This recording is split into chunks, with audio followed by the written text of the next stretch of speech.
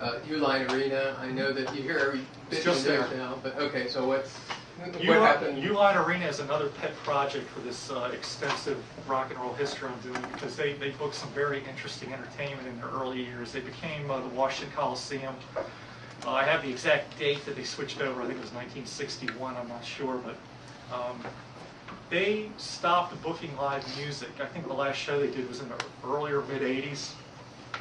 They had some go-go shows in there, and they had problems in the neighborhood.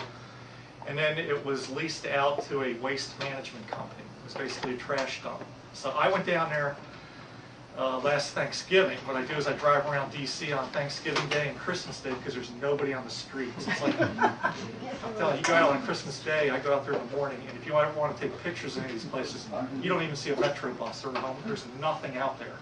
And it's just amazing walking around. All you hear is the wind whistling in between the buildings.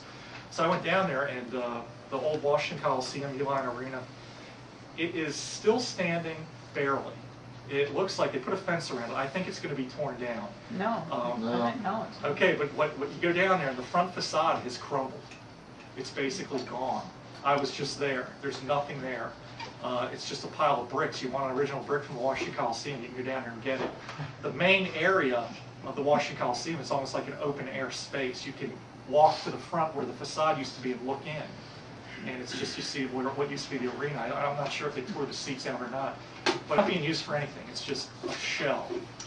And I know that it's right there, and they tore the building down. Now it's an athlete's foot or something like that. At a Foot Locker shoe store or something. Any other questions on anything? Got away from the beat generation a little bit, but it's all. You think all this stuff has led up to the Starbucks phenomenon? No, I think the Starbucks of today are a far cry from what today, I know. The original beatnik coffee houses were. You don't get the poetry. You know the hippies buried hippie? I think Dobie Gillis buried the beats with his name. You have a point, because it brought the notion of the beatnik into public consciousness, but they brought it in as a farcical character. I had one of those Halloween suits of a beatnik once in a while. Sure brought it. Man, I am, Daddy-O. Mark Twain once said, the surest way to destroy something is to make fun of it.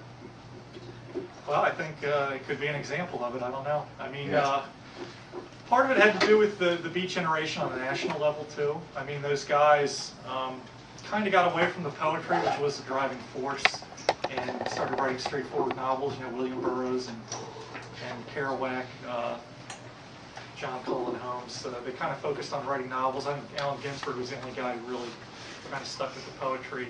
Ferlinghetti. Yeah, I mean, again, Ferlinghetti and those guys were in San Francisco. You kind of had it. It was bi-coastal. You had a San Francisco group, and you had an East Coast group.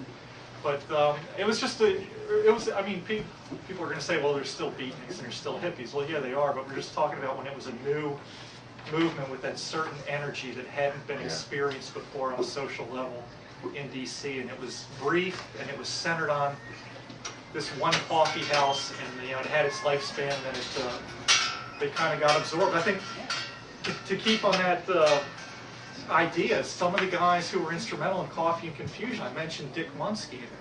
When I did the Jim Morrison biography, I called Dick Munsky, and he recently passed away, and that kills me because I wanted to talk with him about his days as an LSD preacher in D.C. He was a hardcore beatnik.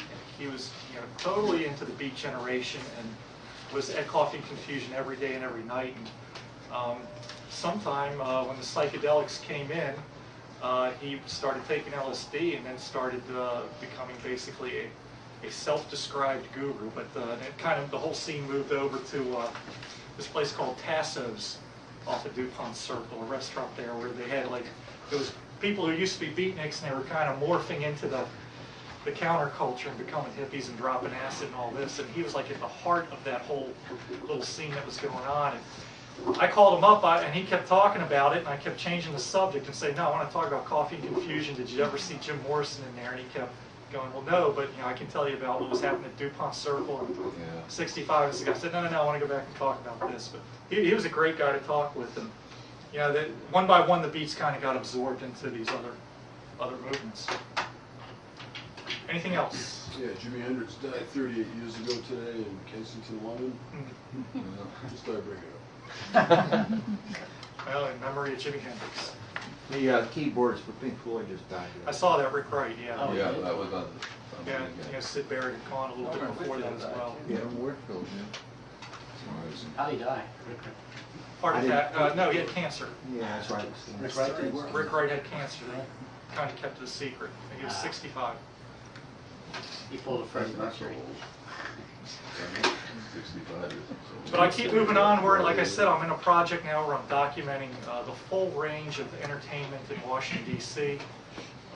Going back to the amazing years of vaudeville, I have taken it upon myself to document the entire range of the Howard Theater. People don't understand what the Howard Theater was about. I have completed a list of every advertised live musical stage presentation at the Howard Theater from opening night on August 22nd, 1910 until they cast away with live music at the end of 1980.